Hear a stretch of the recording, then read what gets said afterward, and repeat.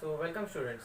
Today आज हमारा topic है science 1 standard 10 chapter number second. Okay, ये चैप्टर है आपका पीरियोडिक क्लासिफिकेशन ऑफ एलिमेंट्स के बेसिस पे। ओके, बेसिकली मैं अगर पहले की बात करूँ तो आज से लगभग 300-400 साल पहले, यानी कि हमारा 17th सेंचुरी की बात करें, जब गैलीलियो हुए थे, उस वक्त लोग पंच तत्वों में बहुत मानते थे। यानी कि उनका मानना था कि जो हमारा सब कुछ सराउंडिंग में जो चीज़ें बनी हुई है वो या तो पृथ्वी, अग्नि, वायु, जल, इन सब से मिलकर बनी है। तो ये उन पंच तत्वों को वो बहुत मानते थे, राइट। लेकिन धीरे धीरे जैसे साइंस इवॉल्व होता गया, उनको पता चलता गया कि इन पंच तत्वों के पीछे भी कुछ है, राइट। इन पंच तत्वों में भी कुछ अलग अलग टाइप के बेसिक एलिमेंट्स है जो कि एक दूसरे से अलग है।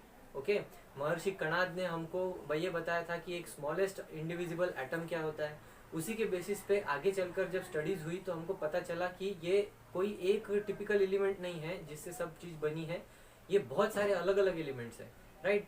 और इन अलग अलग एलिमेंट्स को डिस्कवर करने में हजारों साइंटिस्ट ने अपना योगदान दिया था, राइट। जैसे कि हम देखते हैं कि पहले एक हेनरी कैवेंडिश नाम के साइंटिस्ट थे जिन्होंने हमें हाइड्रोजन गैस का डिस्कवरी किया।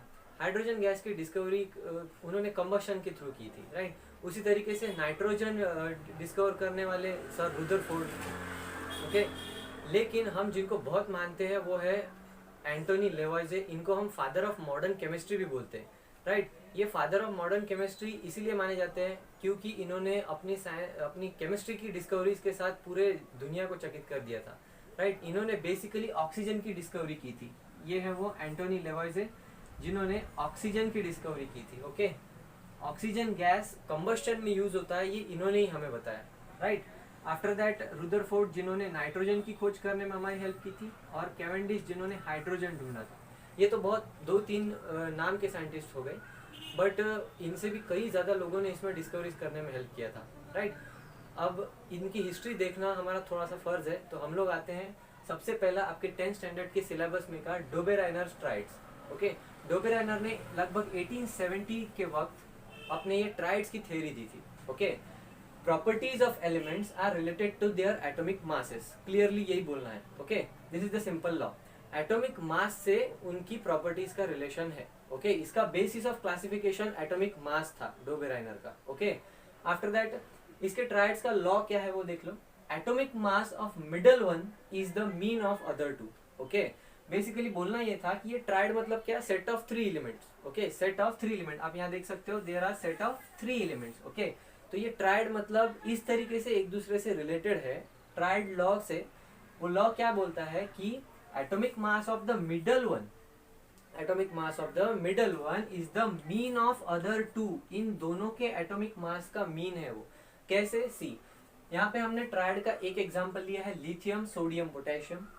लिथियम का एटॉमिक मास जो है 6.9 है। Atomic mass, remember atomic mass, okay, not atomic number. ये दो अलग अलग प्रॉपर्टीज है, हम आगे इसको डिस्कस करेंगे।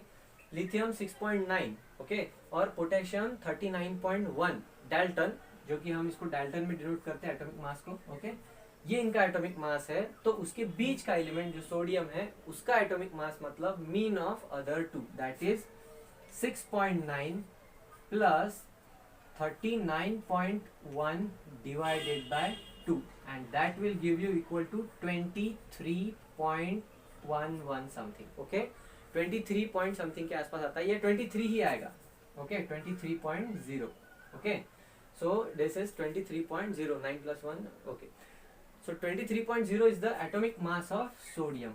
Similarly आप कैल्शियम का कर लो। कैल्शियम, बेरियम का एटॉमिक मास हमको पता है, तो स्ट्रोंटियम का कितना होगा, स्ट्रोंटियम का होगा 40.1 प्लस 137.3 डिवाइडेड बाय 2, दोनों का mean, that will be equal to something 88.4, ऐसा कुछ तो भी आएगा ये। ओके, 88.7 और 88.4, right. So chlorine, bromine, iodine, ये और एक ट्राइड की पेयर है। आप इनका एटॉमिक मास के साथ ये लॉ वेरीफाई कर सकते हैं। ओके, तो डोबेराइनर ने बेसिकली ये थ्योरी दी थी, उसको जितना पता था उसके बेसिस पर, राइट। लेकिन उसमें भी कुछ कमी थी। डीमेरिट्स ऑफ डोबेराइनर्स ट्राइड्स ये है कि all the elements can not be classified into triads. Okay, लगभग इसको कुछ 5 to 6 पेयर्स ही मिली थी, इसकी यानी कि टोटल 6 इंटू 3 यानी कि 30 एलिमेंट 6 इंटू 3 दैट इज 18 और 20 एलिमेंट्स सिर्फ इन्होंने क्लासीफाई किए थे ट्राइड्स के अंडर। ओके, बाकी के जो एलिमेंट्स हैं उनको ट्राइड्स के तौर पे क्लासीफाई नहीं किया जा सकता। ओके, सो ये हुआ डोबेराइनर्स ट्राइड्स। अब हम नेक्स्ट देखेंगे न्यूलैंड्स ऑक्टेव्स। ओके, अब हम आते हैं न्यूलैंड्स ऑक्टेव्स के ऊपर। ओके, न्यूलैंड्स ऑक्टेव्स मतलब थे set of 8। Okay, set of 8 elements, ये इसीलिए उनको ऑक्टेव्स बोला गया, राइट। अब ये ऑक्टेव्स क्या थे? See, Newlands arrange the elements in increasing order of their atomic masses. Okay, atomic masses, यहीं पे ये देख लो फिर से कि न्यूलैंड्स का भी क्लासिफिकेशन का बेसिस एटॉमिक मास ही था। ओके, अब तक किसी का भी ध्यान एटॉमिक नंबर पे नहीं जा रहा है। ओके, अब ये एटॉमिक मास के साथ इसने क्या किया? He arrange the elements in increasing order of atomic mass, ठीक है, सच दैट वो इंक्रीजिंग ऑर्डर में अरेंज करने के बाद उसको क्या ऑब्जर्वेशन में आया? That the properties of first element matches with the 8th one. Okay, इसीलिए इनको ऑक्टेव्स बोला गया या सेट ऑफ ऑक्टेव्स बोला गया। अब उस वक्त उसको शायद से म्यूजिक में काफी इंटरेस्ट होगा, और म्यूजिक में हमारे 7 सुर होते हैं, राइट। और वेस्टर्न म्यूजिक के जो सुर है जैसे कि डो रे मी फा सोल ला टी, उसके अंदर उसने ग्रुपिंग किया उन एलिमेंट्स को, राइट। अब ये ग्रुपिंग के पीछे क्या लॉजिक था ये हमको नहीं पता, बट ऐसा ग्रुपिंग करने के बाद उसने कुछ आई थिंक 7/8 का टेबल बनाया, दैट इज टोटल 56 एलिमेंट्स को उसने इसमें क्लासीफाई किया। ओके, टोटल 56 एलिमेंट्स को उसने इस ग्रुप के अंदर म्यूजिकल नोट्स के अंदर क्लासीफाई किया। ये म्यूजिकल नोट भारतीय म्यूजिक में भी देखोगे तो सारे गा मा पा धा नि सा ही आएगा, राइट। और properties of first element will match with the 8th one. अभी आपको आपकी स्क्रीन पे दिख रहा होगा न्यूलैंड्स ऑक्टेव का टेबल। ओके, तो पूरा आप देख सकते हैं कि डो रे मी फा सोल ला टी के अंडर बहुत सारे एलिमेंट्स प्लेस्ड है। टिपिकली एक नोट के अंदर 4 एलिमेंट्स प्लेस्ड है। ओके, तो इस तरीके का था न्यूलैंड्स का Octave, that the properties of first one matches with the 8th one. Okay, जिस तरीके की आप हाइड्रोजन को देख सकते हो और फ्लोरीन को देख सकते हो, राइट। हाइड्रोजन एंड फ्लोरीन दो बोथ हैविंग वैलेंसी 1, उनकी प्रॉपर्टीज मैच हो गई है। ओके, नाउ सी, अब हम बात करते हैं थोड़ा सा इसके डीमेरिट्स की, ठीक है। क्लासिफिकेशन तो हो गया, लेकिन इसके डीमेरिट्स क्या थे? First of all, the first demerit is applicable only up to calcium, ठीक है। ये लॉ जो है प्रॉपर्टीज मैच होने वाला law is only applicable up to calcium, जिसका एटॉमिक मास 40 था। ओके, उसके बाद क्या होगा किसी को नहीं पता, राइट।